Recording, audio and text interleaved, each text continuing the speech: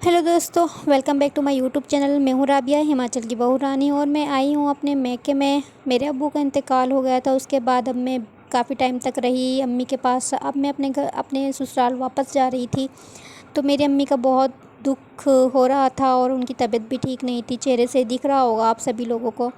अब मैं निकल चुकी हूँ क्योंकि 7 बज चुके थे और मेरी ट्रेन का निकलने का टाइम हो रहा था। और जाने के लास्ट टाइम पे अम्मी रोने लगी, तो थोड़ा टाइम और लग गया था उन्हें छुपाने में, चुप कराने में। बहुत मुश्किल होता है ना उस पल छोड़ कर आना अपनी अम्मी को, जिस वक्त वो रोते होते हैं, कदम नहीं निकलते बाहर। किस तरीके से बाहर जाओ और कैसे उन्हें ऐसे हाल में छोड़ कर जाओ, पर जाना पड़ता है क्योंकि अब शादी बाद बेटियां पराई हो जाती हैं ना। तो मैं पहुंच चुकी थी स्टेशन और ट्रेन खड़ी हुई थी। शुक्र है मैं टाइम पर पहुंच गई। अगर 5 मिनट भी लेट होती तो मेरी ट्रेन छूट जाती। और खैर मैं अपनी विंडो साइड में बैठकर अपने सामने व्यूज़ का बहुत मज़ा ले रही थी। आगे चल के मौसम बहुत अच्छा हो गया था, बारिश का सा मौसम हो गया था। हम पहुंच गए थे मुरादाबाद। आगे चलने के बाद मुझे ऐसी लोकेशन से मिली जहाँ कंटेनर पड़े थे, और ये लोकेशन सेम पबजी वाली थी। और मुझे लग रहा था कि मैं पबजी की दुनिया में तो नहीं आ गई ट्रेन में से। तो पहली बार मैंने ऐसे देखा था कि कंटेनर खूब बहुत सारे यहाँ पड़े हुए थे, और मुझे देखते ही पबजी याद आया, तो मैंने इसे भी कैप्चर कर लिया अपनी वीडियो में। बहुत अच्छा मौसम हो रहा था। बस कमी थी तो हमारे हस्बैंड की हमारे साथ में। हम अकेले सफ़र कर रहे थे तो वो इतना मज़ा नहीं आ रहा था सफ़र में। मैं बोर हो रही थी और अपने हस्बैंड को याद कर रही थी कि काश वो भी मुझे लेने आए होते रामपुरी, तो हम दोनों आराम से जाते। और ये देखो मिस्टर पता नहीं कौन है, आराम से सो रहे हैं मस्त। काफ़ी देर बाद मुझे भी नींद आने लगी, बहुत तेज़ नींद आने लगी, पर मुझे सोना नहीं था। सो भी कैसे सकती थी, मैं अकेली थी ना। हरिद्वार में आधे से ज़्यादा ट्रेन खाली हो जाती है और बहुत लोग यहाँ हरिद्वार में उतरते हैं। जैसे कि हमारे रामपुर जाते टाइम पे मुरादाबाद में बहुत सारे लोग उतर जाते हैं और 1 घंटे का रास्ता रह जाता है। सेम यहाँ से भी शायद आई थिंक हरिद्वार से भी देहरादून का 1 घंटे का ही रास्ता रह जाता है। और हरिद्वार से ट्रेन चलना शुरू हो गई थी, तो मैंने भी अपने हस्बैंड को जल्दी से कॉल कर दिया, आप आ जाओ मुझे लेने के लिए, हरिद्वार से ट्रेन चल चुकी है, फिक्र मत करो, मैं तुम्हारे पहुंचने से पहले ही वहां पहुंच जाऊंगा। और मैं यहाँ पे सबके जाने के बाद आराम से लेट गई क्योंकि मेरी कमर का बज गया था बैंड, लेटे लेटे लेटे लेटे। तो फिर हम पहुंच गए। ये आ गया हमारा देहरादून का स्टेशन। सबके उतर जाने के बाद मैं भी ट्रेन से उतर गई और पता चला कि बारिश रुक चुकी थी और मौसम बहुत अच्छा हो रहा था। साथ में 2-3 लोग होते तो और सफ़र का मज़ा आ जाता। अकेले इतना मज़ा नहीं आता सफ़र का। यहाँ पे मैंने देखा तो काफ़ी भीड़ लगी हुई थी। भीड़ जो लगी हुई थी वो लिफ्ट के आगे लगी हुई थी। मैं सोच रही थी बाप रे कितने लोग लिफ्ट से जाने वाले खड़े हुए हैं। अगर मेरे हस्बैंड होते तो मैं लिफ्ट के आगे कभी खड़ा नहीं होती, क्योंकि वो मुझे सीढ़ियों से ले जाते, सामान वो पकड़ते और आराम से पीछे पीछे मैं उनके चलती। खैर अब तो मैं अकेली थी तो मुझे लिफ्ट के अंदर ही सामान लेके जाना था अपना। तो आधे लोग लिफ्ट के अंदर चले गए थे, अब आगे आधे हम बचे थे, तो लिफ्ट के अंदर हम लोग सभी आ गए।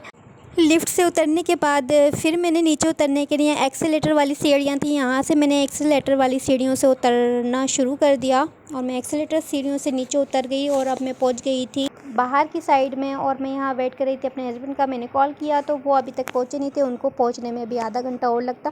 और मैंने कहा मिस्टर, आपने तो बोला था कि मैं आपसे पहले पहुँच जाऊँगा और आप यहाँ तक अभी तक नहीं पहुँचे। लड़की को वेट कराना अच्छी बात नहीं है। यहाँ पे कोई किसी ने मुझे प्रपोज़ कर दिया तो क्या होगा तुम्हारा। तो कहने लगे तो क्या होगा, क्या चली जाना जिसके साथ भी जाना है, तो मैं जाने वाले को कौन रोक सकता है। वैसे ये बात भी सही है, जाने वाले को कौन रोक सकता है। और ये देखिए आंटी जी कितनी मॉडल सी लग रही थी ना ये आंटी जी, और इतनी स्मार्ट लग रही थी। ये इस एज में भी ये इतनी स्मार्ट हैं, तो अपने रियल एज में ये कितनी स्मार्ट होंगी ना। आधा घंटा वेट करने के बाद मेरे हस्बैंड की कॉल आ गई थी कि मैं आ गया हूँ, आप आ जाओ, जहाँ से टिकट लेते हैं टिकट काउंटर के पास मैं खड़ा हुआ हूँ, आप वहीं पर आ जाओ मेरे पास। तो मैं अपना सामान उठाकर चल दी अपने हस्बैंड के पास, और वो देखो दूर से नज़र आ रहे हैं मेरे हस्बैंड। इतनी खुशी हो मुझे देखने की, देखो, लेकिन हेलमेट के अंदर दिखाई नहीं देगी। मैं जानती हूँ इनको कितनी खुशी होगी मुझे लेने आने की। तो मैंने इनसे बोला चलो व्यूवर्स को हेलो कर दो, तो इन्होंने जल्दी से व्यूवर्स को हेलो कर दिया और ये निकालने लगे अपनी जैकेट के। बारिश हो गई तो रास्ते में भीग जाएंगे। और देखो कितने अपने बैग को कवर शवर करके लाए थे, मेरे लिए भी हेलमेट लेकर आए थे। और बहुत ही मज़ा आ रहा था हमें ठंडी ठंडी हवाओं के साथ और बारिश की छोटी छोटी बूंदों के साथ। रास्ते में इतना जाम था, वाकई में इन्हीं इस जाम की वजह से ही आने में लेट हो गया था। पता नहीं इतना जाम क्यों था आज। शायद कावड़ की वजह से जाम होगा या फिर पता नहीं बारिश की वजह से। रास्ते में इन्होंने बोला मुझसे, चल छोले भटूरे खाएगी। मैंने कहा हाँ हाँ आने की, और पूछ क्यों नहीं खाऊंगी। छोले भटूरे तो मेरे फेवरेट है, छोले भटूरे मैं ज़रूर खाऊंगी। और ऐसे मौसम में, बरसात के मौसम में तो मज़ा आ जाता है गरम गरम भटूरे खा के। तो यहाँ हम वेट कर रहे थे भटूरों का, और भटूरे वाले बना रहा था हमारे लिए ताज़ी ताज़ी गरम गरम भटूरे। भटूरों का टेस्ट काफ़ी अच्छा था। भटूरे खाने के बाद अब हम निकल गए थे घर के लिए। दोस्तों ये हाईवे नया बना है हिमाचल में, और इसके बनने से काफ़ी सहूलियत हो गई है। जितना टाइम हमें पहले लगता था आने जाने में, उतना टाइम नहीं लगता, क्योंकि नीचे जो रोड था ना उसमें बहुत ज़्यादा क्राउड हो जाता था। एक ही रोड होने से बहुत दिक्कत होती थी, सभी लोग उसी रोड से जाते थे। अब जब 2 रोड हो गए हैं, एक हाईवे बन गया है, तो बहुत आसानी हो गई है।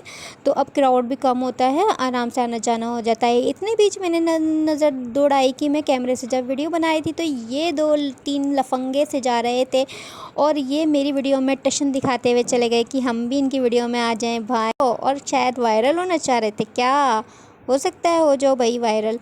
खैर मेरी वीडियो तो वायरल हो नहीं रही है, तो तुम कहाँ से वायरल हो जाओगे। पॉन्टा साहिब का ये गुरुद्वारा मैं देखती हुई जाती हूँ, बहुत ही खूबसूरत लगता है। इसी के साथ हम वीडियो का एंड करते हैं। वीडियो को लाइक, चैनल को सब्सक्राइब करना मत भूलिएगा। बाय बाय, अल्लाह हाफिज़।